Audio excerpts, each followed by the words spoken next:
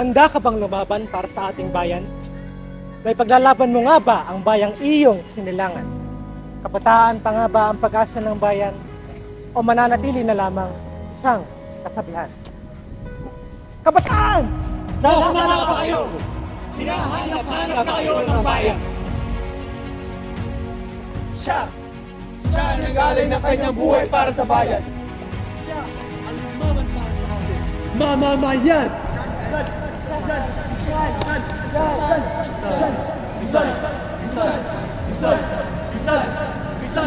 Si Rizal! Doktor Jose Rizal, bayani ng ating bayan. Luminis ang government ang hirit At filibusterismo. Nagmulat sa mga mata, pananaw ay kanyang binago. Nagpasimula ang bagong yugto para sa makabagong mundo. Conservatum est! Ang sabi ni Rizal, natapos na ang laban, ngunit hindi tuluyan. Ang adhikain niya ay patuloy na susulong hanggang makamit ang tunay na kalayaan. Presentar Mas! Fuego!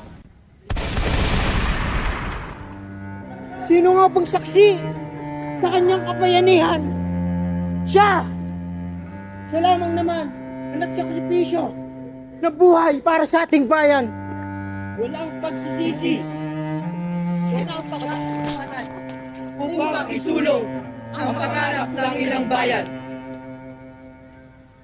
Saan na nga ba ang pinagmamalaki mga kabataan? Nasaan na ba ang simbolo ng pinaniniwalaan? Sinayang! Sinayang! Sinayang lamang ang pagkakakilanlan ng mga kabataan! Kabataan! Mga Pilipino! Pilipino! Na dating tinigay ang pag-asa ng bayan! Ng bayan! Marami ang nalululong sa pinagbabawal na gamot. Paulit-ulit ang sinasabi ng mundo na hindi ito ang sagot. Kaya kinabukasan ay nababuluktot, dating pinapangarap ay hindi na maabot.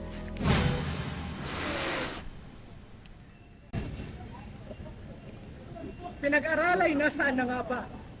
Bigang Pilipino, ikaw pa ba ang pinakamahalaga? Sariling kultura, kusa nang nawawala. Mga katagang ni Rizal, sinasabuhay pa kaya? Edukasyon! Ito'y hindi isang pribilehiyo, kundi isang karapatan! Pagbabago!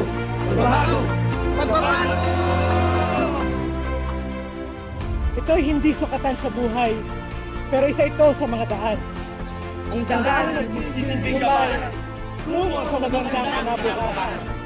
At siyang susi sa tagumpay ng bawat kabataan.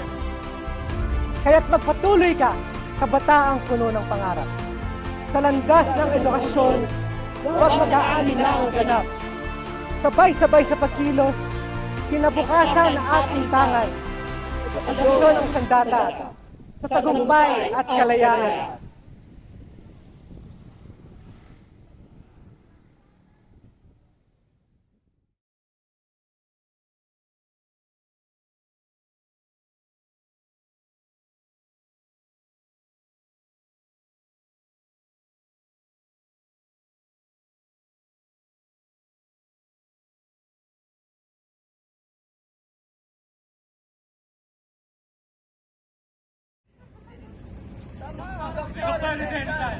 Bayani ng ating bayan. Ulit ba yun?